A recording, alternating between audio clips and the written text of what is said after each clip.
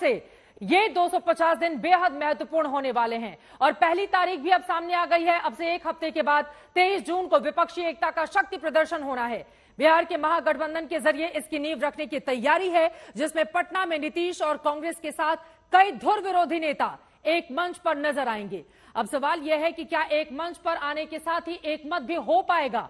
क्या प्रधानमंत्री नरेंद्र मोदी को रोकने का कोई सॉलिड फॉर्मूला बना पाएंगे? ये कई ऐसे सवाल हैं जिस पर खींचतान लगातार जारी है, लेकिन बिहार में जो महागठबंधन विपक्ष की एकता का फॉर्मूला तैयार कर रहा है वही टूट की कगार पर भी आ चुका है। हम पार्टी ने नीतीश कुमार से अलग होने का फैसला किया तो अब नीतीश जीतन राम मांझी पर बीजेपी के खबरी होने का आरोप लगा रहे हैं। यह रिपोर्ट देखिए।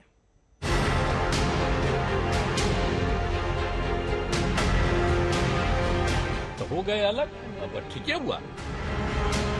होस्ट है, वो होस्ट ही मैदान छोड़ के भाग गए हैं। साक्षी रही भावना जैसी, प्रभु मुहूर्त देखी टीम जैसी, जो जैसा करता है उसको सही समझ आता है।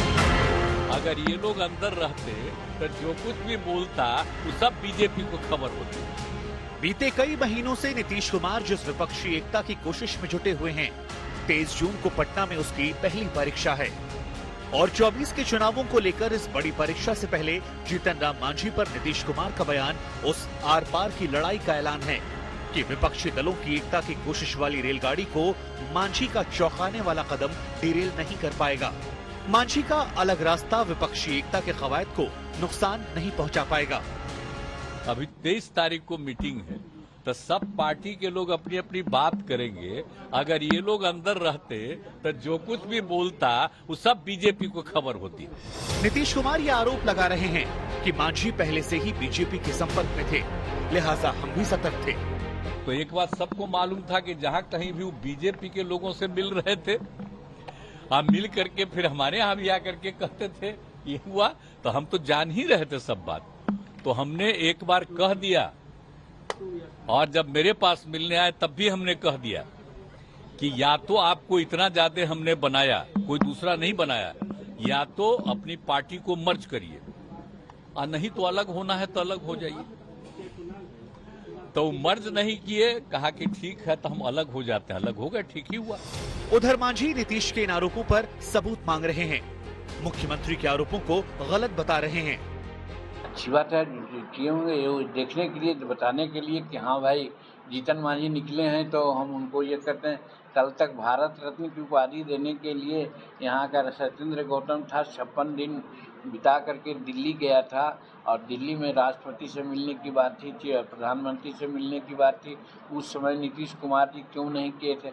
आज जीतन मांझी जब हट गया है तब वो सोच रहे हैं कि अगर एक बरगद का पेड़ हटा है तो 4 को 10 को खजूर का पेड़ लगवा लें, इससे हो सकता है। हालांकि नीतीश कुमार आरोप कुछ भी लगाएं, लेकिन मांझी ने महागठबंधन से नाता तोड़कर विपक्षी दलों की बैठक से पहले नीतीश कुमार को झटका तो दे ही दिया है। ऐसे में सवाल ये है कि क्या वाकई में 23 जून को होने वाली बैठक में विपक्षी एकता पर कोई फाइनल फॉर्मूला निकल पाएगा? क्या प्रधानमंत्री नरेंद्र मोदी के विजय रथ को रोकने में नीतीश की कोशिश और विपक्ष कामयाब हो पाएगा? नीतीश कैबिनेट से इस्तीफा देने वाले संतोष सुमन नीतीश कुमार पर इन दिनों तंज कस रहे हैं। जब से पाला बदला है तब से 2024 के चुनावों में मोदी को सबसे मजबूत दावेदार बता रहे हैं। होस्ट है, वो होस्ट ही मैदान छोड़ के भाग गए हैं कि हम प्रधानमंत्री कैंडिडेट नहीं हैं। उनके राष्ट्रीय अध्यक्ष ऐसा बात बोल रहे हैं और जो बड़े घटक दल हैं राष्ट्रीय जनता दल, वो बोल रहे हैं कि हम सीएम के कैंडिडेट नहीं हैं। तो जब मैदान छोड़ के भाग गए हैं और आप यहाँ पर स्टेडियम दे दिए हैं कि आके खेल खेलो, तो आप तो दर्शक है ना। 17-18 पार्टी है, 22 पार्टी है, जितनी भी पार्टियां आ रही है पता नहीं मुझे, सबकी अलग अलग विचारधारा है और एक नेता खोजने के लिए आ रहे हैं। एक नेता है कि स्टैब्लिश है, जिसका नाम नरेंद्र मोदी है, जो 9 सालों से इस देश में प्रधानमंत्री के रूप में है और आने वाला 24 में भी एक सशक्त उम्मीदवार है, एक मजबूत उम्मीदवार है और लोग उन पर विश्वास करते हैं। हम सर्वे भी देख रहे हैं, बहुत सारे चैनलों का सर्वे देख रहे हैं, सबसे ज़्यादा उन्हीं का आता है। तो एक उनके सामने एक नेता खोजने की बात चल रही है और उसमें लॉटरी होना है।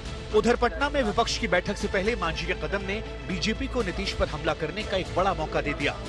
अब बीजेपी से सीधे सीधे दलितों के अपमान से जोड़ रही है। दलित समाज का अपमान तो नीतीश कुमार ने कर ही दिया। पहले मुख्यमंत्री जीतन राम मांझी थे, उनका भी अपमान नीतीश कुमार जी ने किया। और आज उनके बेटे सुमन जी का भी अपमान ही कर रहे हैं। तो ये अब कोई बड़ी बात नहीं है, किसी को मंत्री मुख्यमंत्री बना सकते हैं। बिहार में दलित वोटर 16% हैं। मांझी ने नीतीश का साथ छोड़ दिया है। रामविलास पासवान के भाई पशुपति पारस पहले ही बीजेपी के साथ हैं। चिराग पासवान भी महागठबंधन के खिलाफ मोर्चा खोले हुए हैं। जाहिर है कि ऐसी सूरत में दलित वोटरों का नफा नुकसान नीतीश कुमार भी अच्छी तरह से समझ रहे हैं। लिहाजा महादलितों के कोटे से अपनी ही पार्टी के महादलित रत्नेश तथा को मंत्री बना दिया है। ये साफ है कि विपक्षी एकता के साथ साथ नीतीश कुमार बिहार में अपने वोटों का गणित ठीक करने में जुटे हैं, ताकि विपक्षी दलों की अगुवाई में कोई भी बाधा न आ सके। 24 में मोदी को कम से कम बिहार में तो वो रोक ही सके। आदित्य वैभव के साथ रोहित कुमार सिंह, पटना, आज तक।